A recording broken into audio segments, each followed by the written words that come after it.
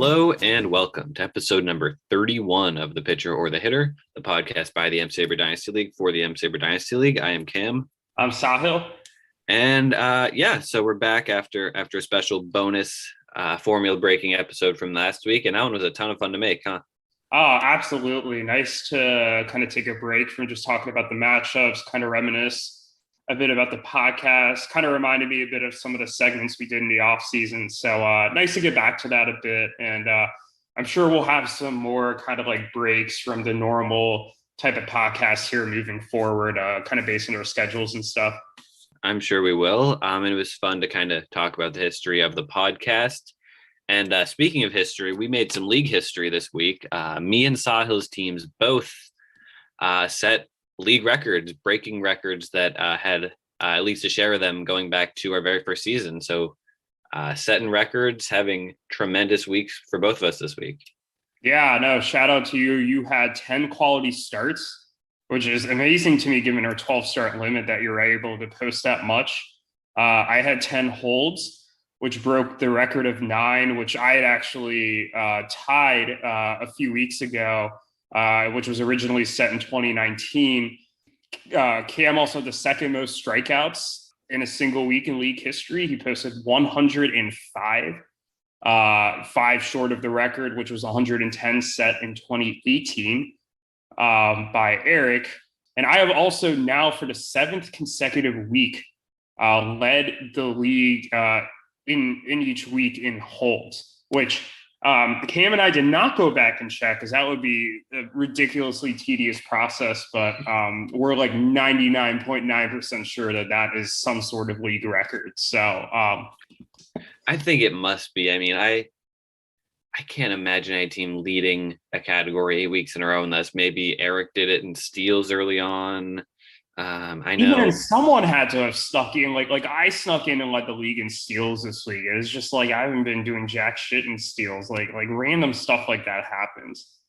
God, I mean, I think I led the league in OBP the first 4 weeks of this year, but that ended quickly. It's just the stats are so fluky from week to week. It's hard to win one 7 weeks in a row. So kudos to you. And 10 holds in a week is crazy. Broke the record. And you're going to match up really well against EBO. Yeah, I have, to put it in perspective, I have 47 holds going into today. So it doesn't include the 2 I got today. EBO is in second with 27, so 20 less, and then you had 22. If you combine both of your holds, you would have 49 total, and I have 47. So I don't think, I'm almost unlocked to finish first in holds the rest of the season. If anybody touches that, I'd be in shock. But one other thing I want to say about that, I think it's hilarious that I got the tying hold from Tyler Chatwood in a game where he came in for the save in the 9th with the Blue Jays up 4-2, and he gave up 4 runs, and I'm pretty sure he took the loss because they lost 6-4, but he still got the hold because when he left the game, they were up 4-3. And then all the inherited runners scored from the next pitcher. So maybe a little bit of luck in setting the record. I didn't even know that was a rule that you could like take the loss and also get a hold. But I got my holds. Yeah, I had no idea that that's how the rule worked either. But congrats to you in getting it that way. Even if it wasn't the best appearance for him. But yeah, just records falling by the wayside. Yuki very nearly broke the singles week home runs record. He fell 1 short of tying it. And it's weird. We were expecting, with the addition of the second utility slot, batting records to fall quickly, but none of them have really been approached except for Yuki's home runs. Whereas 5 of the 6 pitching records have been broken this year, and the other one had a serious challenge for me this week. Kind of going against expectations, and partly due to the, I guess, extreme pitching environment there's been. Yeah, I mean, I'm not totally surprised with the pitching to this in the sense that like saves, like, I thought EVO was gonna, just dominate those reliever categories. And I thought that ERA and WHIP would be something that they would eventually take the record in, but Conor did it. Really helped that Conor just had that one insane week. And in holds, I thought that might be a category that like EBO or Erik kind of took the lead in, but for whatever reason, my team has just decided to go off on holds, just totally unintentionally. That's not how I built the team. So yeah, let's see if somebody challenges Erik's strikeout record. That would be cool. But it looks like we have a healthy split between records set in 2019 and 2021 now. I think it's 5-5, or not 5-5. Sorry, let's see if I can do math. It's 6 in 2019, 5 in 2021, and 2 in 2018, because there's a tie for doubles with 27, one set in 2018 and one set in 2019. Wow. You were the killer bees, right? I was a killer bees. So you've had the doubles record. You've not only set the doubles record, but you've had the doubles record set against you. That is fun. I guess my team, for whatever reason, attracts doubles both ways.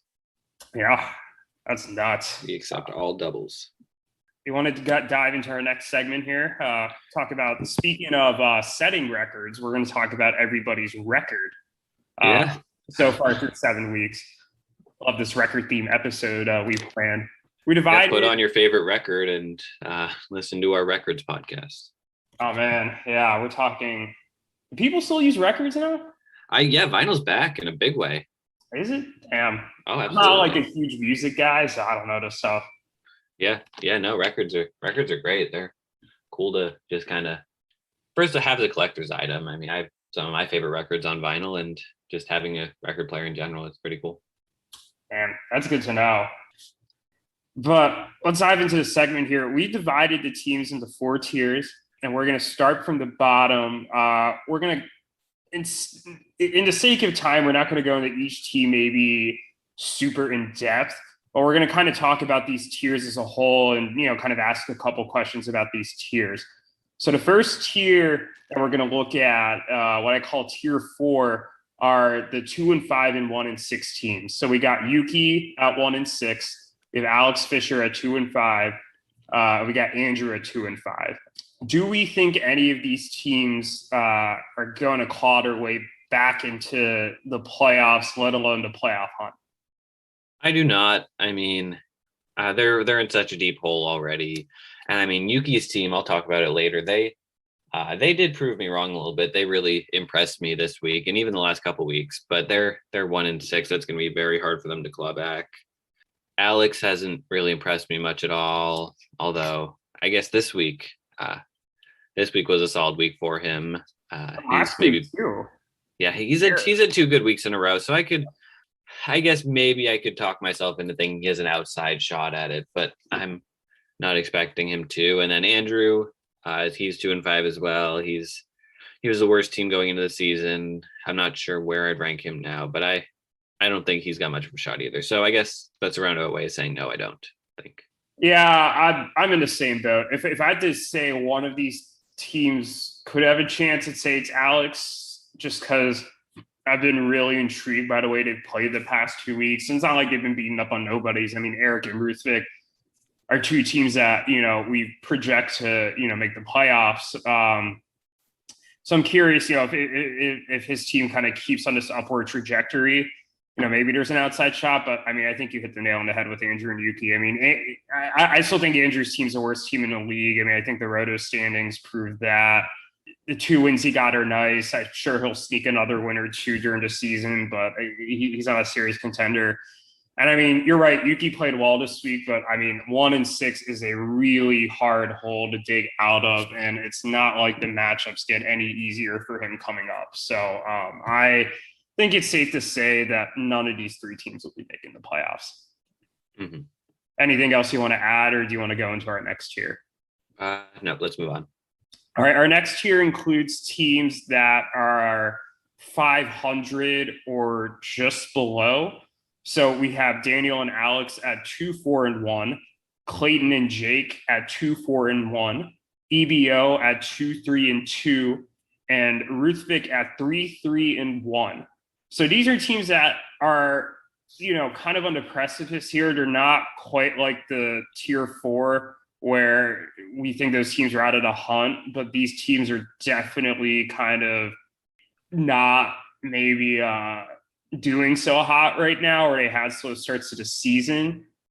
Do any of these teams maybe stick out to you as like really like you think they'll be fine, or you really think that like maybe they should just belong in the tier 4 in terms of their chances of making the playoffs?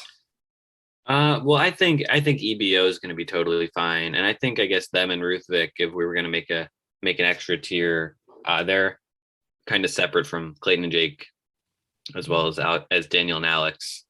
But EBO, I think Roto was showing they're playing like a top 5 team, and I don't think that they're going to be competing for a bye this year by any stretch.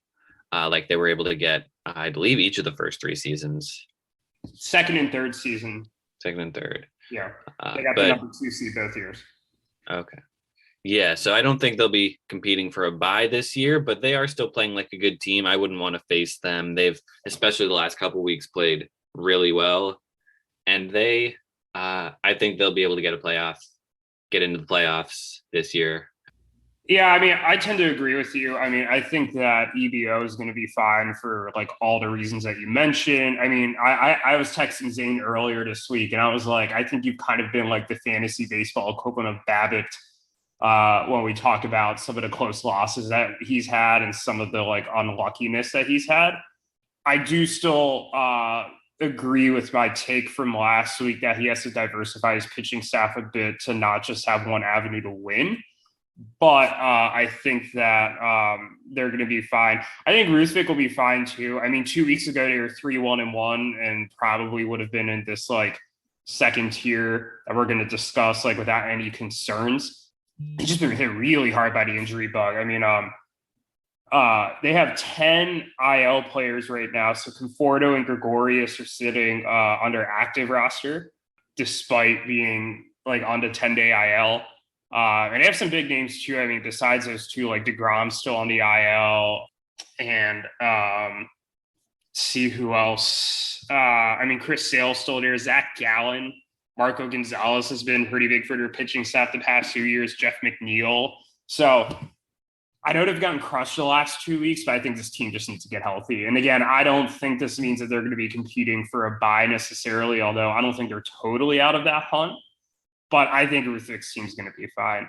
Clayton and Jake, they've just really been underperforming. I mean, it just kind of baffles me. I had a lot higher expectations than the way they've been playing. And we'll get into them more a bit when we talk about their matchup with Erik. But it just doesn't seem like their year. I'm not saying they can't claw back and maybe be in playoff contention, but I'm having a hard time picturing this team making the playoffs now, and kind of in the same boat with Daniel and Alex. I don't see a playoff run this year. I think this is a solid roster, but not one that's better than some of the teams above them. I will say though that this tier and the next tier we'll talk about are all within 2 games of each other. So it's not like any of these teams are out of the playoff race by any stretch of the imagination. It's just that maybe the expectations are a bit different. Yeah, I pretty much agree. I'm a little less confident on Ruthvik's team than you are.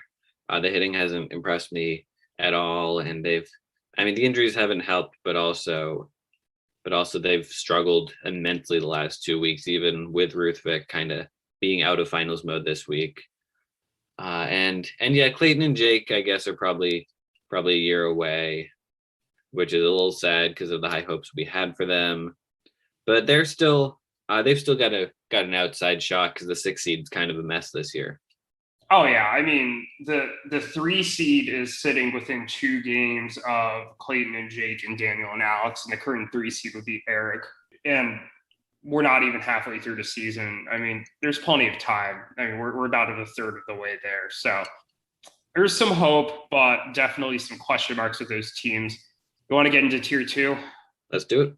Tier 2 are teams that have slightly better records, sitting between 4-2-1 and 3-2-2 here. We have you sitting at 3-2-2, Conor at 4-3, and Erik at 4-2-1. If the playoffs started today, all 3 of these teams, along with Ruthvik, would be the 3 through 6 seeds. So my question to you to start out with is, which one of these teams do you think is the best in this kind of grouping here?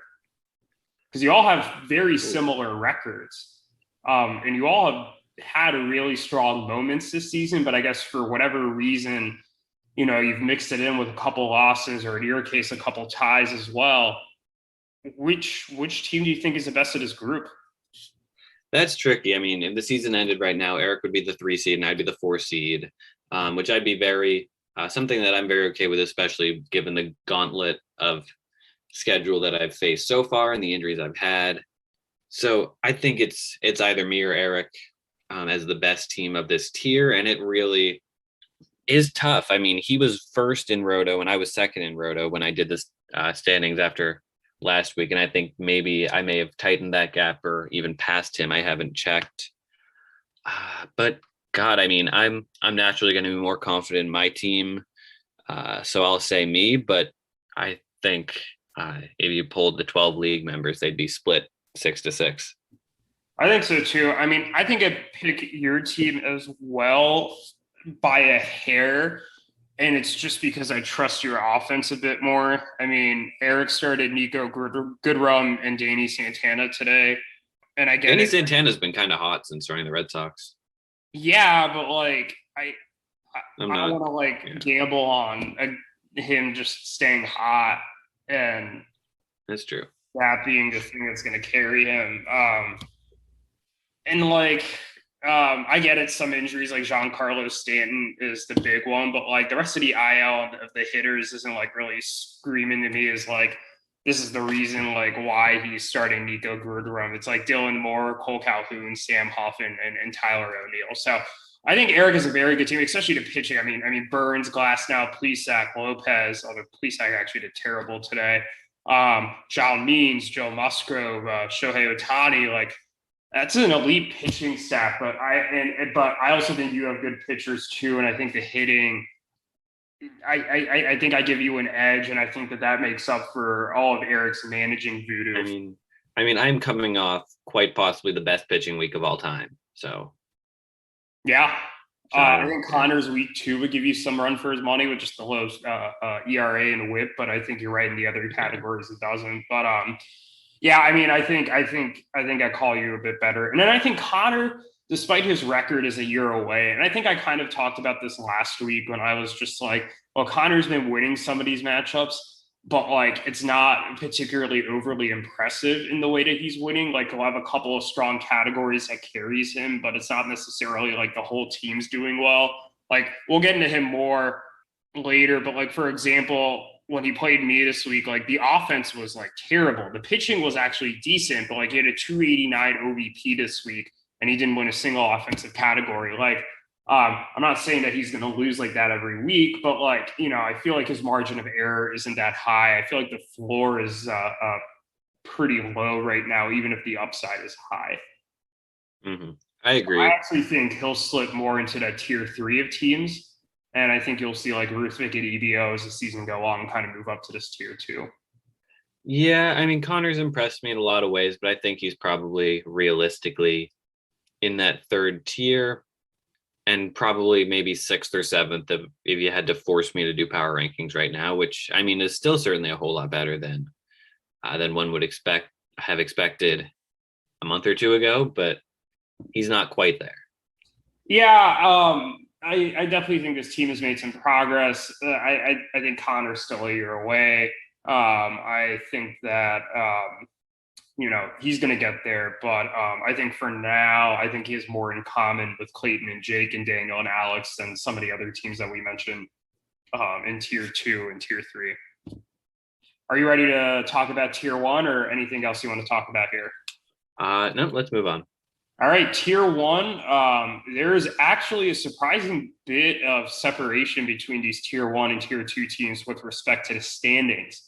Anthony's at 6-1. He is a game and a half above Erik, and I'm sitting at 7-0 with a head-to-head tiebreaker over Anthony. So functionally, a game and a half over him, with the game being the standings and the half a game being the tiebreaker. I would say 2, but we've been tying like crazy this year, so really just a half game advantage. Do you think both of these teams are going to be playoff teams? Yeah, I think they are. I mean, you've both clearly showed that you can win against good teams. You have such big leads over the rest of the pack that it'll be hard to see either team just dropping so hard in the 2/3 of the season that's remaining. And yeah, both these teams are certainly playoff teams. I think so too. I mean, I think we're both playoff teams. I didn't expect, anything less for myself after winning the league last year. Anthony, I think, has been one of the big surprises of this league, kind of next to EVO's slow start. I am a bit concerned with Trout being out for 6 to 8 weeks, and I am a bit concerned that Anthony's pitching isn't all that sustainable. I think that he is in need of another starter or two to really, raise the ceiling of his team. Especially because, I don't think any of his starters he has right now really profiles as like an ace. But I think he's a pretty solid floor here. I think he's established that. And while I don't think he's going to end the season with one loss, I still think this is a playoff team. But this kind of leads into my next question for you. Do you think both of these teams will have byes at the end of the season? I do not. I think, for the reasons you outlined earlier, I think Anthony falls to maybe the 4 seed or so, maybe something along those lines. I think he's certainly a playoff team. He'll probably get an advantage in the first round as opposed to being a 5 or 6 seed. But I think it's with just the amount of season that's left and being without Trout for so long, he's going to not be able to hold on to that 2 seed, and especially with how well I've been playing and how well Erik's been playing, one of those teams is going to sneak up and get the second bye. I think so too. So you think I'll have the other bye then? I think so. You're 7-0. You're cruising. You haven't exactly faced the toughest schedule, but you're not playing as well as you could be, and yet you still haven't been challenged very, very hard. Yeah, I think, the Yelich, Tatis injuries, among others, have really made things difficult. But I think I'm kind of hitting my upswing now. I think I've played a lot better the past month, and in particular the last 2 weeks than I played the first 3 weeks, where I just really wasn't impressed with my team at all, especially on the pitching side. So I think that's a safe assumption too, with kind of the lead that I've built here. Anything else you want to add on these standings before we move on? No, not really. So we're just 7. We're exactly a third of the way. 7 matchups out of 21. The playoff matchups, you and Anthony would have byes. Erik as the 3 seed would be facing Ruthvik and Nick. I as the 4 seed would be facing Conor. Really exciting. Going to be an exciting rest of the season. And if the playoffs were like this, there'd be a lot of great storylines. Oh, absolutely. I think this has been a much different start to the season than I thought in terms of how some of these teams are going to be doing. But that's part of the excitement. You play the games to see how everyone's going to do. And I'd be really curious to see what the standings look like the next time we do a standings checkup, which I imagine will be in a few weeks. Correct me if I'm wrong, but I think we're going to do a power rankings next week. So maybe our power rankings might look a bit different than these standings. Yeah, we are going to do power rankings next week. I kind of sort of gave an indication as to where I'm leaning for, at the very least, the top 6 or 7 teams, but a lot can change in 1 week, and we'll see who gets each of our, I can't imagine either of our top spots changing in a week, but how our power rankings fill out. Absolutely. I'm definitely going to kind of pour over this, and it's going to be a bit difficult to kind of figure out because I think there's a lot of teams. Like I said, there are 7 teams within 2 games of each other. And that's the 3 through the 9 seeds right now. And if you stretch it to 2.5 games, that covers the 3 through 11. Between Erik at 4-2-1, and then Andrew and Alex Fisher at 2-5. So that is it's close right now. We'll see what happens, but you want to move on to talking about the matchups? Yeah, let's do it. We've talked about the standings, but let's talk about how these standings got to be where they are. And the first matchup we wanted to talk about was the one that went down to the wire, and that was Erik defeating Clayton and Jake 6-5-1. Yeah, Clayton and Jake looked like they were going to have this matchup. And then kind of several things happened here. And I just want to point your attention to to their pitching numbers today. They had a 17.10 ERA and a 2.70 WHIP, which after having a healthy lead in ERA and WHIP going into today, they lost both of them, including losing ERA 4.32 to 4.31. Like, God. And if that category flips, they win and Erik loses. So they ultimately lose 5-6-1 because of it. They also had kind of a bit of an OBP lead that they blew. It came one stolen base short, like 10 strikeouts short. They tied in holds. I don't even know where to begin. This is just like everything that could have gone wrong for Clayton and Jake today just like went wrong, like on the pitching side. I mean, Bundy, 2 1/3, 4 earned. Luis Castillo, 5 innings, 5 earned. And then the big one, Anthony DeSclafani, who's looked so good this year, 2 2/3, 10 earned runs. What are your thoughts, Cam? Yeah, it was just a really tragic day for that team. I don't know how else to put it. They had this one, I wouldn't say locked up, but they had a very easy path to victory today. And I mean, their starters blew it. Castillo has been horrible all season, and he followed that up with another, 5 earned runs in 5 innings. They did not need to pitch him. They didn't need to do that. They weren't going to win strikeouts no matter what. They were going to win quality starts pretty much. I mean, I guess it wasn't fully on ice. If Zach Plesac had pitched a little better and Chris Bubich pitched better, Erik could have tied that. But really, I guess maybe only pitch one of the 3. If you're confident in, I guess, Dylan Bundy, you throw him, and he didn't end up pitching well. But if he had only thrown Bundy, he would have won. Nothing else would have been affected. And he did not play it very well. He could have streamed a reliever and gotten that extra hold. He only used 2 of the 8 pickups, so he could have easily been able to find a reliever, hopefully try and get a hold and flip that instead of worrying about using all of your starters.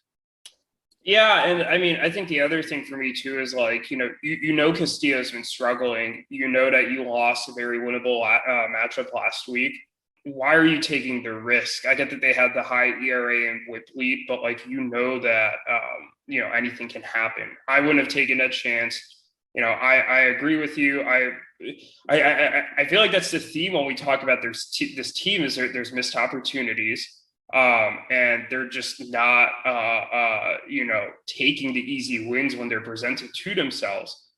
And they really needed this win. A win would have brought them to 3-3-1. They would have been tied with Ruthvik for that 6th seed. And now they're at 2-4-1. And I mean, we just talked about them kind of towards the bottom of the standings here.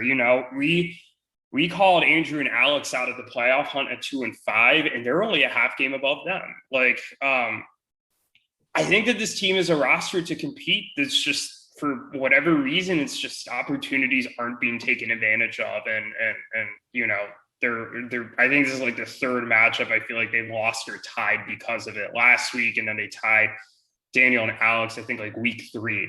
So it's frustrating. Even just not starting Castillo, they would have won. Mm-hmm. Like, baffling, and kind of annoyed that Erik was able to sneak a W here. Like Erik's pitching, like he had the 88 Ks, right? But he didn't pitch all that well beyond the strikeout numbers. No, 4 quality starts, 4.31 ERA, 1.14 WHIP. None of those are super inspiring. Yeah, only 2 holds and 0 saves too. I mean, offensively he did like better, but like even then he kind of split 3 categories to 3 with Clayton and Jake. So, he's 4-2-1 now. Probably like a bit deserved after the ridiculous like lack of luck he had last week against Alex. But definitely not how I saw this one going. This might have been like the biggest like matchup swing I've seen like on a single Sunday like all season. Yeah, it sure has. Tough for them falling to 2-4-1. Congrats to Erik. And is there anything else you want to say about this one? No, let's jump to our next matchup. I want to talk about one that was just totally surprising out of nowhere, and that was Alex and Zach, who just 2 weeks ago were 0-5, looking dead in the water, and suddenly they've beaten two above 500 teams. This one was just very convincing. They beat Ruthvik and Nick 10-2.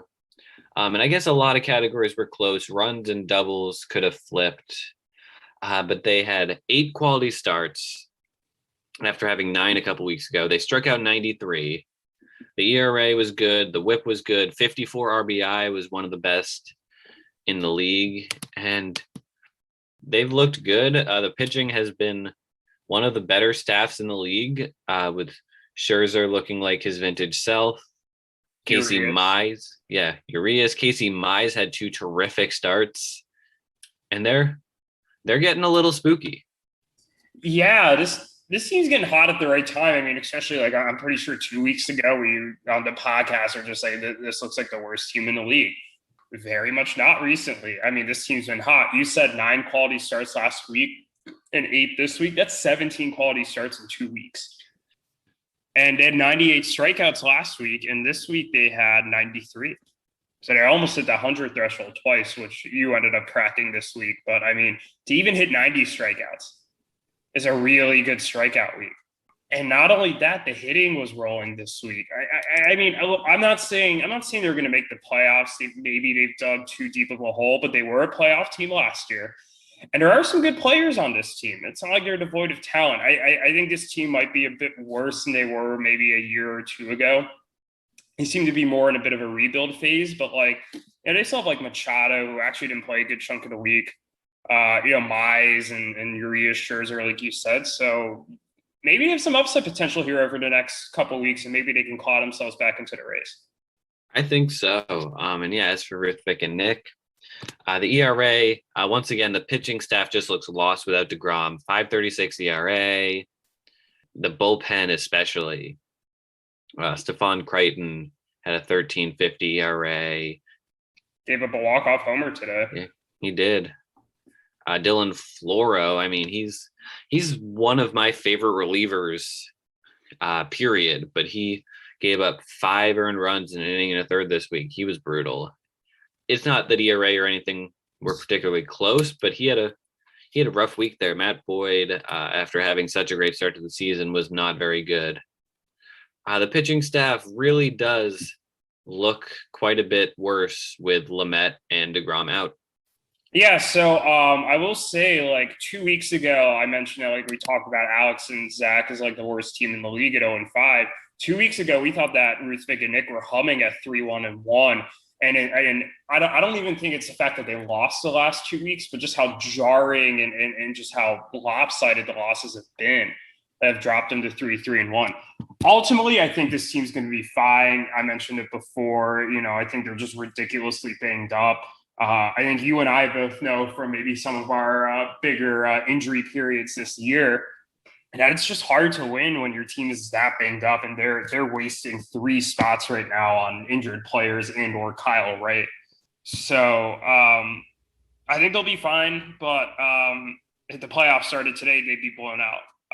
But luckily the playoffs don't start today. They start in like 3 months. They got time.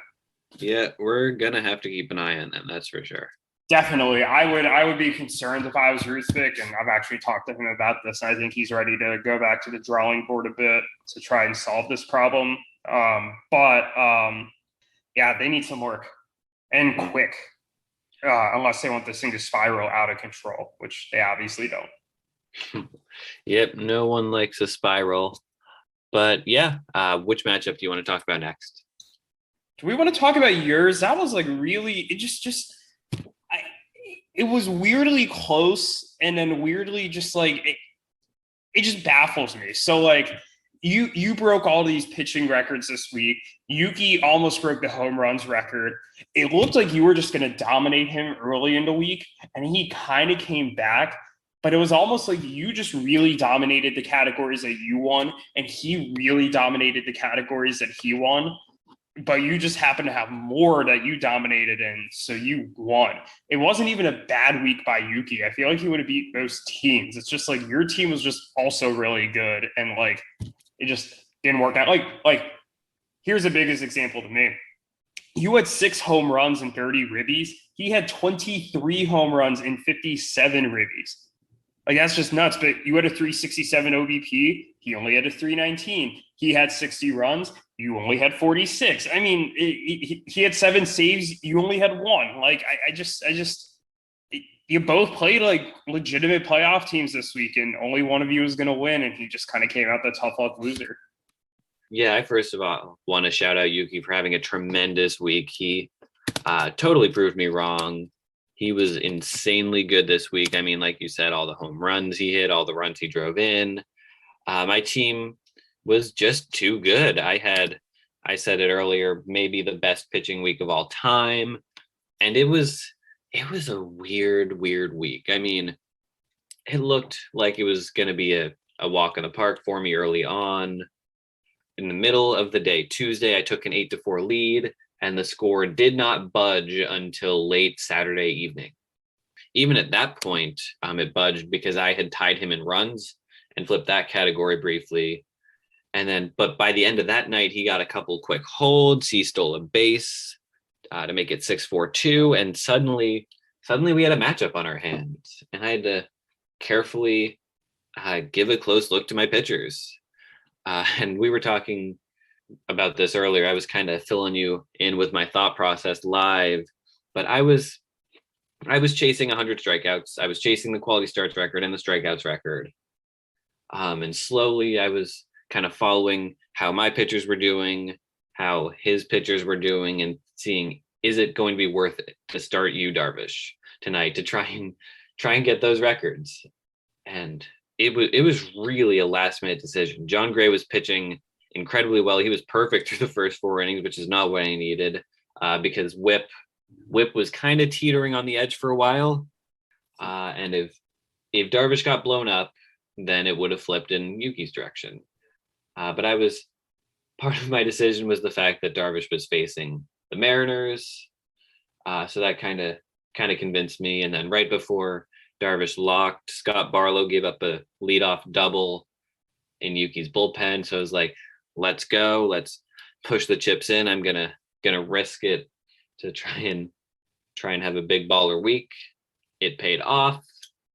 I did not lose Whip because Darvish pitched very well, and John Gray gave up a big home run in the 6th inning of that matchup, and I ended up setting the quality starts record and getting 105 strikeouts, which is the second most of all time.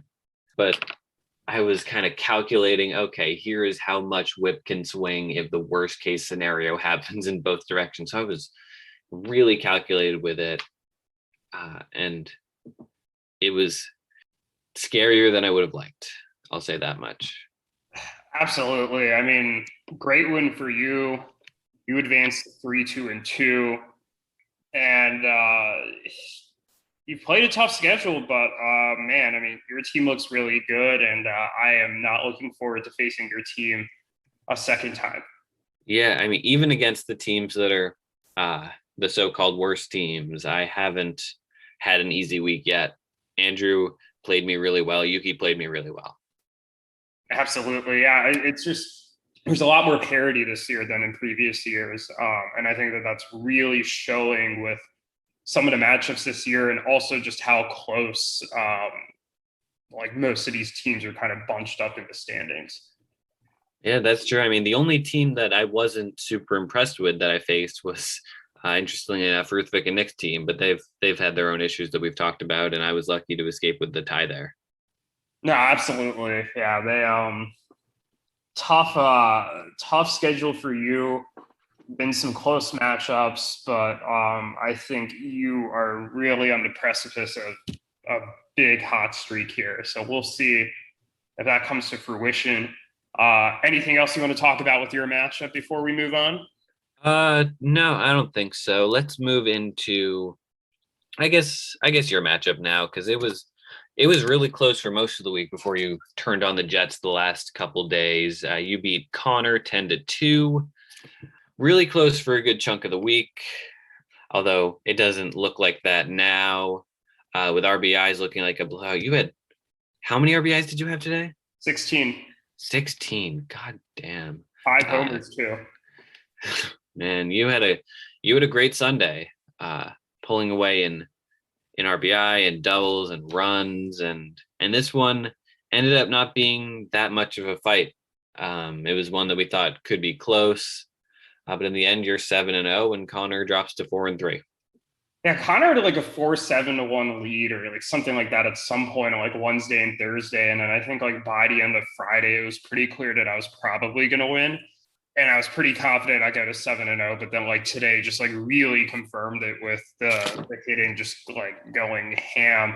I regret not being able to put Tatis in my lineup in time because I think I had an outside chance of having a 400 OBP this week if I put him in for that game. Although, to be fair, there was a couple other batters that I meant to get in, but I wasn't able to, and that probably would have brought me under. But Tatis, let's talk about the week that he had. He came back in the middle of the week off the COVID list, so he hadn't played in 10 days. He was asymptomatic, but, no like rehab assignment or anything. I imagine it's not that easy to just jump back in. He this week was 11 for 14, 4 home runs, 12 RBIs, 3 stolen bases, 7 runs, and 3 walks in those 4 games. So, I mean, he like single-handedly carried a good chunk of my offense this week. And I mean, I think if I'm going to win the league, that's key. I mean, Tatis is was obviously my biggest offseason acquisition. He's a huge part of this offense. And he provides some support in some of the categories that I've been lacking in this year so far, mainly stolen bases. So if he could stay healthy with the shoulder, I mean, my team already has a ridiculously high ceiling, but, I think he just raises it that much higher. And one other player I'll point out too, that's just as important is Christian Yelich.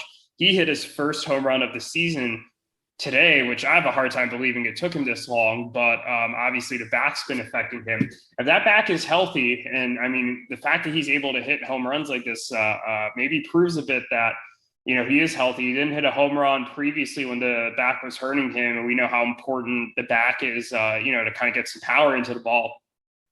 Suddenly the offense is going to look a lot better. Marte came back this week too, so I got all of them back off the IL in a 48-hour span. I know that Alonso and Biggio landed on the IL, but I mean, I think overall, with the way my pitching's been over the past month, if these guys can come back and be healthy, watch out. And I'll talk briefly about my pitching. 85 K7 quality starts were fantastic. I was not a fan of the 135 whip I posted this week. The 3.73 ERA was a bit more palatable, but 10 holds as well and a save. So some good and some bad with the pitching categories, but again, I'm not expecting every single week to be a perfect week or I win 12-0. I know that, some players are going to struggle or, whatever. So overall, very happy with this week. First time I've won double-digit categories. I think this is my best week yet.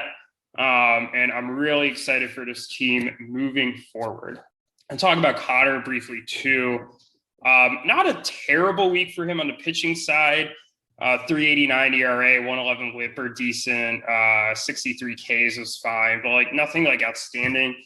Really in the hitting side, it was just abysmal. I mean, I blew him out when it was all said and done in pretty much every hitting category, but stolen bases, which could have been worse even then. But I think we summed this up earlier, so I'm not going to say it again, but I still think he's a year away. I think so. Yeah, the OBP, you beat him by a full, 103. Yeah, 103. I mean, yeah, your OBP was tremendous this week, but his was one of the worst we've seen all year. It was Andrew level. It is. But yeah, I'll finish it off by saying nothing like a series against the Reds to get Christian Yelich out of a big slump.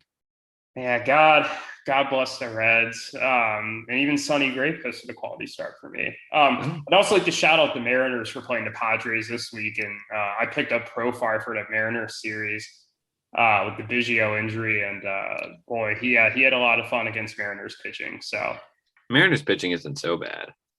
Yeah, but and it's funny. I feel like the Mariners right now are playing when you watch them play and you kind of look at the end of the game stats and whatever, you're this is probably the worst team in the AL, and somehow they're in third place.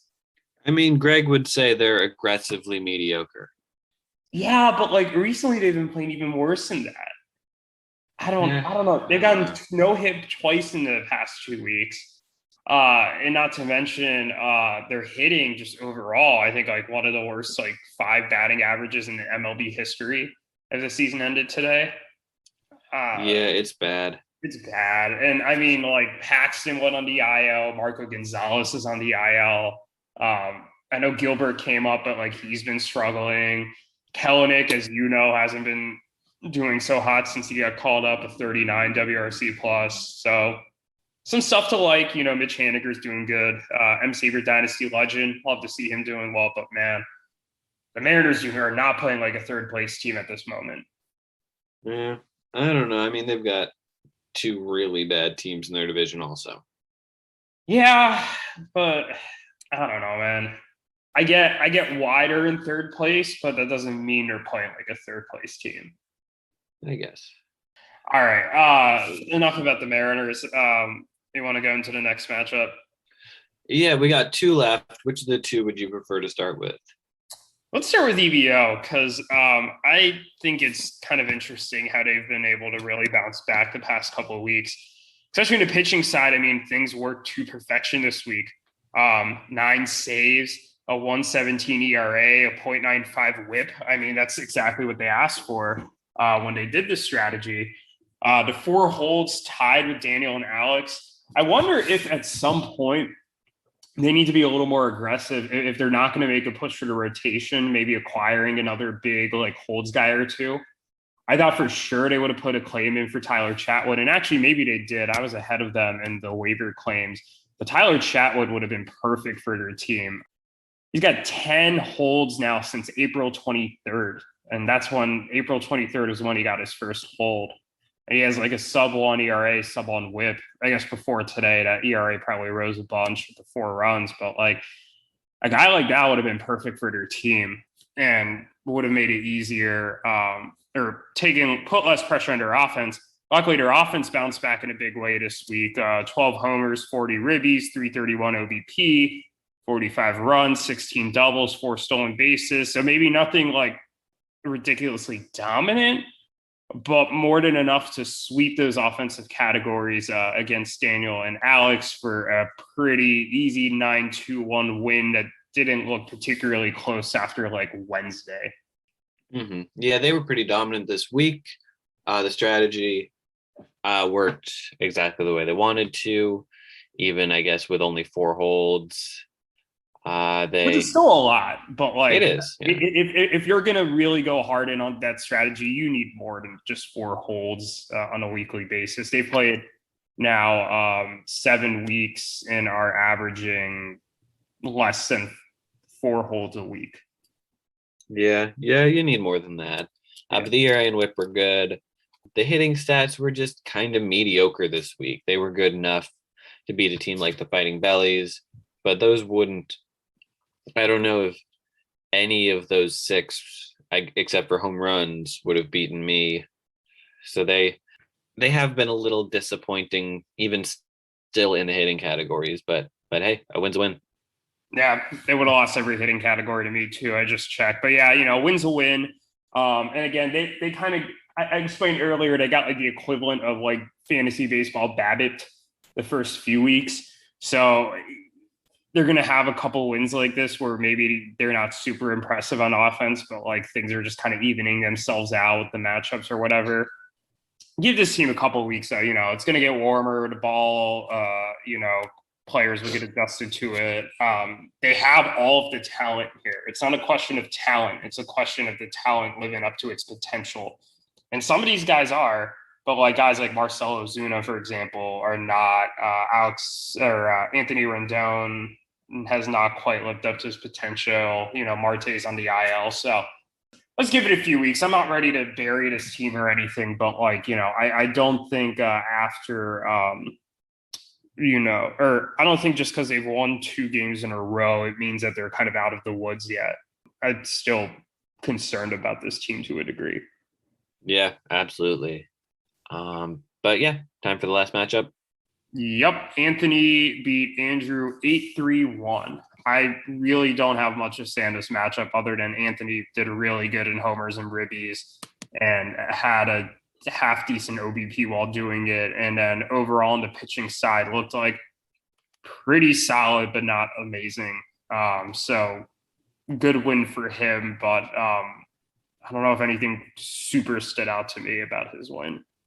Yeah, it's kind of standard. A good team beats a bad team pretty handily.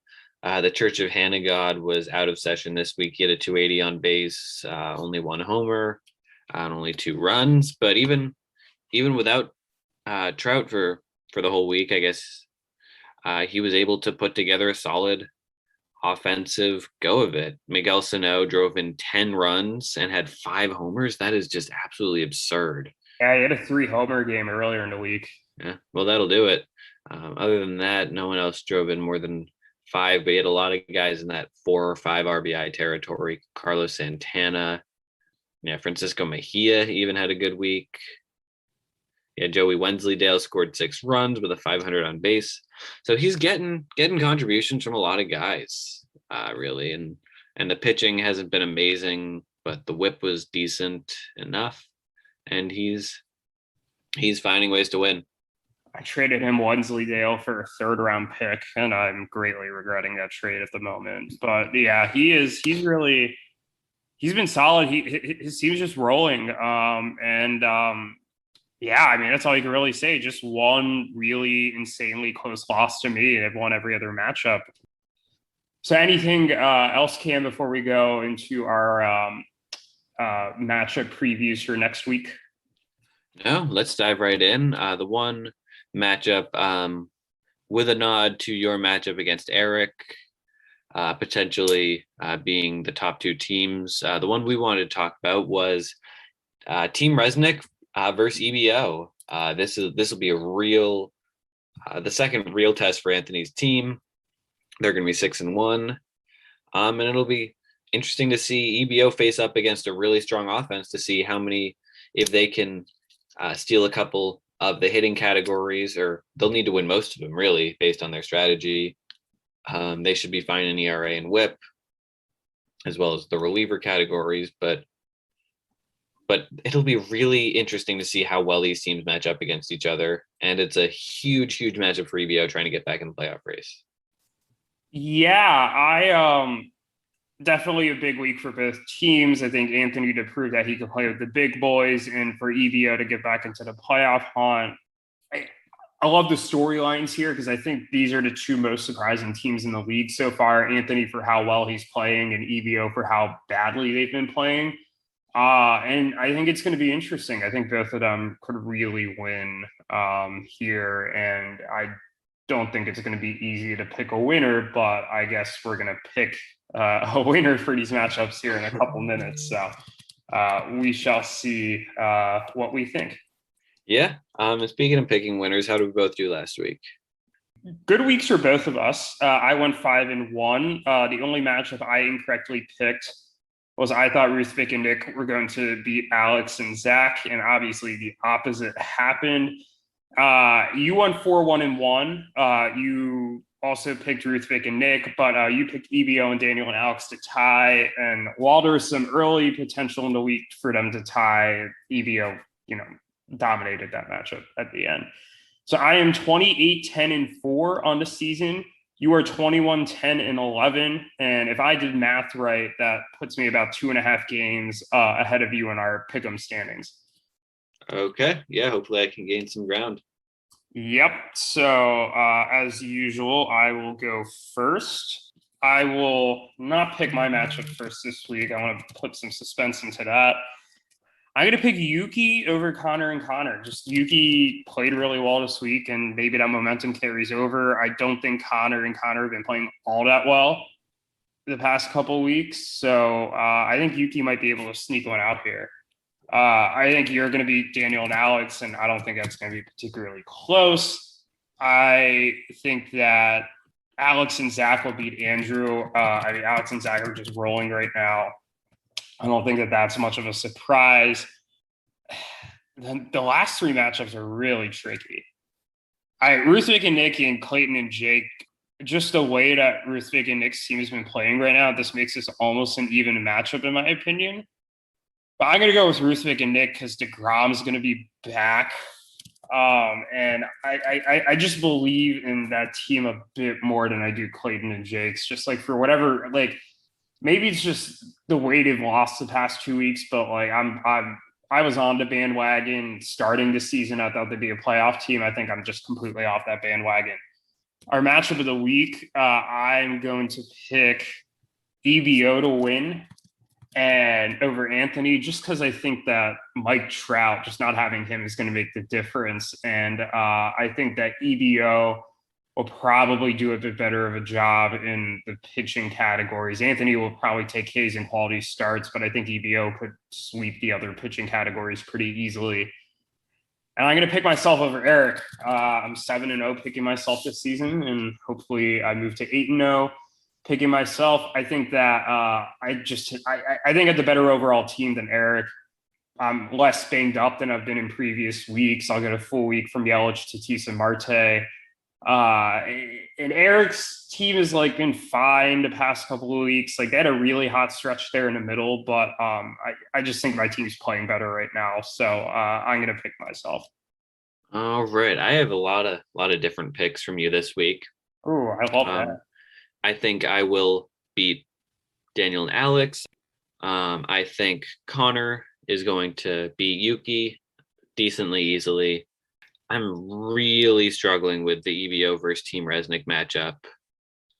Got on one, but I think it'll be my tie of the week. That this is where I'm going to sit on the fence. I feel like Team Resnick can win enough of the hitting categories to kind of make this one a stalemate. I think Alex and Zach will beat Andrew. I think Clayton and Jake, I'm going to go with them over Ruthvik and Nick. They've lost quite a few close ones. I think this is their time to finally pull one of the tight ones out, especially with all the injuries Ruthvik and Nick have. And I'm going to pick you to beat Erik. It's always a little tough to pick Erik because he's always seeming to have something up his sleeve, and you've had trouble with him in the past, but I think you were going to win and improve to 8-0. All right. Well, last week we basically picked the same. We basically had the same picks, and this week I think you and I only have 3 identical picks. So maybe this means you crawl back in the standings, or maybe this means I just put more distance on you. Hopefully it's the latter. Hopefully it's the former. Yeah, well, hey, as long as I beat Erik, I don't really care what happens in the rest of the matchups. You could gain advantage on me for all I care. That's about all I have for this week. Is there anything you want to say to wrap up podcast episode 31? Nope, that's all we have. There's no 31 for 31 this week, but we'll see you next time. Thanks. Yep. Have a good one, everyone.